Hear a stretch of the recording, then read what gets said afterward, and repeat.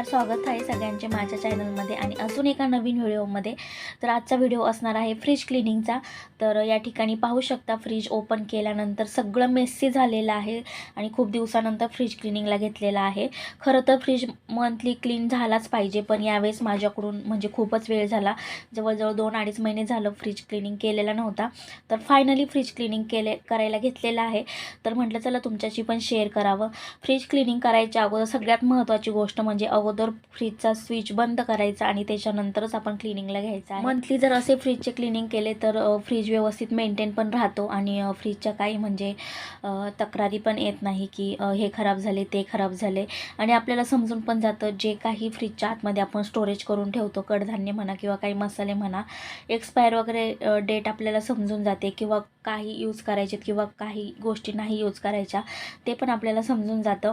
म्हणून ही गोष्ट ही खूप महत्त्वाचं आहे की आपण मंथली फ्रीज क्लिनिंग केलाच पाहिजे। आणि खरं तर खूप बिझी शेड्यूलमधून काही जणांना नाही जमत, तर वरचेवर केला तरी काही हरकत नाही। तर माझा खूपच खराब झाला होता, त्याच्यामुळे मी डीप क्लिनिंगला घेतलेला आहे। बऱ्याच जणांकडे वेगवेगळे फ्रीज असतील, सिंगल डोअर किंवा डबल डोअर असेल। डबल डोअर असेल तर वारंवार त्याची साफसफाई करणे गरजेचेच आहे, आणि सिंगल डोअर असेल तरी करण्याचेच गरजेचे आहे। ते आपल्याच साठी चांगलं की आपला फ्रीज व्यवस्थित मेंटेन राहील। तर या ठिकाणी मी सगळे फ्रीजमधले जी भांडी असतात ती काढून घेतलेली आहे, आणि जे मसाले वगैरे आहेत ते पण मी आता या ठिकाणी एका साईडला ठेवून देत आहे। तर फ्रीज डीप क्लिनिंग करताना मी सगळी भांडी वगैरे घासून घेत असते, आणि मी तेल जर उरलं असेल काही तळणीचं तर मी ते पण फ्रीजमध्ये ठेवत असते। तर तेलाचे ते काही छोटे मोठे डाग असतात ते पण क्लीन करून घेत असते मी। तर चला या ठिकाणी सगळे मसाले साईडला ठेवून घेतलेले आहे। तर या ठिकाणी तुम्ही पाहू शकता खूप खराब झालेला आहे फ्रीज, आणि आता मी याला क्लीन करून घेत आहे। इकडे सगळं साहित्य काढून ठेवलेलं आहे। इकडं आहे कडधान्य, इकडे आहे बेकरीचं थोडं, आणि इकडे थोडंसं जाम वगैरे होतं। तर चला आता अगोदर भांडी, आणि फ्रीजची भांडी घासताना पण खूप काळजी घ्यावी लागते। काही भांडी काचेची असतात, मोस्ट ऑफली सगळीच भांडी फ्रीजची काचेची असतात। तर ते घासताना पण व्यवस्थित काळजी घ्यावी लागते का कुठं फुटू नये तुटू नये, म्हणून या सगळ्या गोष्टी सावकाश कराव्या लागतात। मग फ्रीज साफ करायला घेतला तर 2 तास तर जातो। फ्रीज मोठा असो किंवा छोटा असो, तो व्यवस्थित क्लीन होण्यासाठी आपल्याला एवढा वेळ देणं तर खूप गरजेचं आहे। आणि फ्रीज ही आपल्या दैनंदिन वापरातील गोष्ट आहे, प्रामुख्याने लेडीजच्या। तर तिला वारंवार फ्रीजला आपला हात लागत असतो। कुठली गोष्ट घ्यायची म्हटलं तरी फ्रीज, लहान मुलांचं काही असेल तर फ्रीजच। तर त्याच्यामुळे फ्रीज खराब होतच असतो, त्याचा डोअर वगैरे, त्यामुळे आपण त्याला वेळेवर स्वच्छ करणे गरजेचं आहे।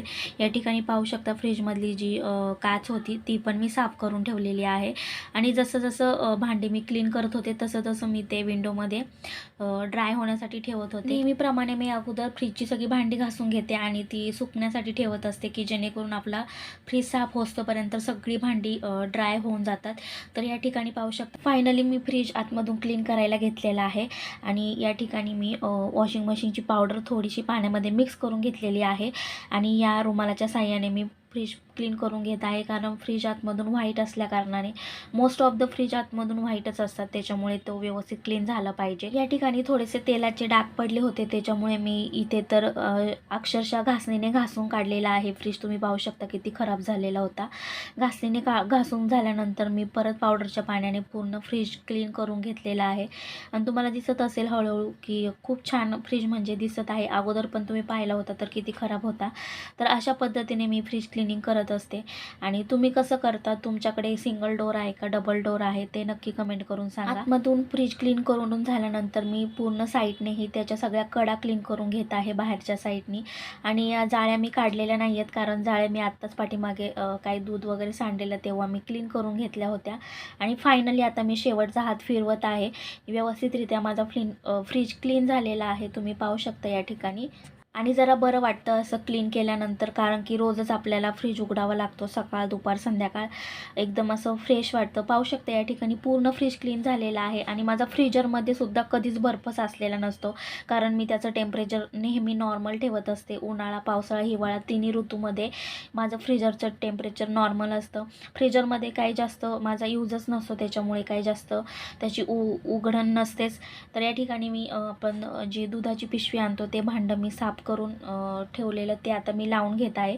आता मी या ठिकाणी सगळी माझी भांडी ड्राय झालेली आहेत ती अगोदर लावून घेते, त्याच्यानंतर सगळं साहित्य सेट करून घेते. या ठिकाणी पाहू शकता हा स्टोरेज एरिया आहे भाज्यांचा. तर मी त्याच्यामध्ये भाज्या नाही ठेवत, मी त्याच्यामध्ये सगळे माझे कडधान्य ठेवत असते. आणि आता सगळं जे कडधान्य आहेत, मसाले आहेत, जाम्स वगैरे आहेत, तूप वगैरे आहे, ते सगळं मी व्यवस्थित सेट करून ठेवत आहे. आणि यावेळेस सगळ्यांची जागा मी चेंज केलेली आहे. फ्रीजमध्ये असं सामान सेट करता करता आपल्याला कळतं पण की कशाची एक्सपायरी डेट झाली आहे किंवा कशाची एक्सपायरी डेट जवळ आली आहे, कुठली वस्तू किती दिवस चालेल हे आपल्याला समजून जातं. तर हे त्या दिवशी डीमार्टला भरलेला बाजार होता, त्यातले हे मी काही आणलेले होते मसाले, ते मी या ठिकाणी सेट करून ठेवत आहे. अशा पद्धतीने मी सगळं सेट करून ठेवत असते की वेळेला पटकन हाताखाली सापडलं पाहिजे. तर या ठिकाणी मी हे काही सॉसेस आहेत, तर सॉस पण माझ्याकडे जास्त नसतात, कधीतरीच सँडविच वगैरे बनवलं तर त्याच्यासाठी मी जास्त सॉस वगैरे पण आणून ठेवत नाही. तर या ठिकाणी ही आहे शेजवान चटणी, तर मी पाहत होते त्याची एक्सपायरी, पण अजून आहे 2 महिने. ही जास्त सॉस खाल्ले जात नाही, खाल्लं तर काही पराठे बरोबर खाल्ले जातात, तर तो सॉस मी आणत असते. आणि जास्त काही नसतं फ्रीजमध्ये, त्याच्यामुळं वरचेवर साफ करायला पण बरं वाटतं. आणि या ठिकाणी हे आहेत काही मसाले पण मी एका साईडला सेट करून ठेवत आहे. बहुतेकांच्या फ्रीजचा दरवाजा ओपन केल्यानंतर आपल्याला त्याच्यात सगळ्यात महत्त्वाचं दिसतं ते असे मसाले सेट करून ठेवलेले असतात, तर माझ्याकडे पण आहे. तर तुमच्याकडे कोणाकडे असं पूर्ण मसाल्यांनीच फ्रीजचा दरवाजा भरून गेलेला आहे, नक्की कमेंट करून सांगा. तर हे काही अगोदरचे माझे मसाले आहेत, याचे पॅकेट मी फोडलेले आहेत की जसं जसं आपले मसाल्यातल्या डब्यामधले मसाले संपतात तसे तसे मी हे मसाले त्याच्यामध्ये ओतून ठेवत असते. माझा फ्रीज काही जास्त मोठा नाही, छोटाच आहे, तरी पण मी या छोट्या फ्रीजमध्ये सगळं सामान व्यवस्थित सेट करून ठेवत असते. फ्रीज मोठा असो किंवा छोटा असो त्याने काही फरक पडत नाही, पण त्यातलं जे सामान आहे ते आपण व्यवस्थित कशा पद्धतीने लावू शकतो याचं टेक्निक आपल्याला नक्कीच असायला पाहिजे, की जेणेकरून फ्रीज ओपन केल्या असं व्यवस्थित वाटलं पाहिजे, काही मेसी नाही वाटलं पाहिजे. मान्य आहे की महिन्यानंतर फ्रीज मेसी होऊन जातो, त्याच्यामुळे आपल्याला महिन्याला फ्रीज क्लीन करून घ्यायचं आहे. तर पाहू शकता या ठिकाणी माझा फायनली फ्रीज क्लीन झालेला आहे. तर या ठिकाणी पाहू शकता इकडे आहेत जाम्स वगैरे, तूप वगैरे, खडे मसाल्यांची एक छोटीशी बरणी ठेवलेली आहे. तर इथे आहे लिंबू वगैरे, खालच्या रोला आहेत मसाले वगैरे, इकडे तूप वगैरे ठेवलेले आहे, इकडे लिंबू, इकडे हे मसाले वगैरे ठेवलेले आहेत. आणि खाली सगळ्यात खाली ठेवलेले आहेत जे म्हणजे फोडलेले नाही आहेत ते मसाले आहेत. त्यानंतर इकडे आतमध्ये या डब्यामध्ये चीज आणि बटर आहे, दोन्ही एकत्र ठेवले. इकडे कढीपत्ता आहे, इकडे काही पनीरचे क्यूबचा डब्बा ठेवलेला आहे, इथे मिरच्या, टोमॅटो. आणि सगळ्यात खाली जे भाज्यांचा माझा स्टोर आहे त्याच्यामध्ये मी कडधान्य ठेवत असते, सगळ्यात खाली पाहू शकता. तर अशा पद्धतीने मी फ्रीज क्लीन करत असते. तर कसा वाटला व्हिडिओ तुम्हाला नक्की कमेंट करून सांगा. आवडल्यास लाईक, शेअर, सबस्क्राईब करायला विसरू नका. आणि तुम्ही कशा पद्धतीने क्लीन करता हेही कमेंट करून सांगायला विसरू नका. भेटूया नेक्स्ट व्हिडिओमध्ये, तोपर्यंत बाय बाय.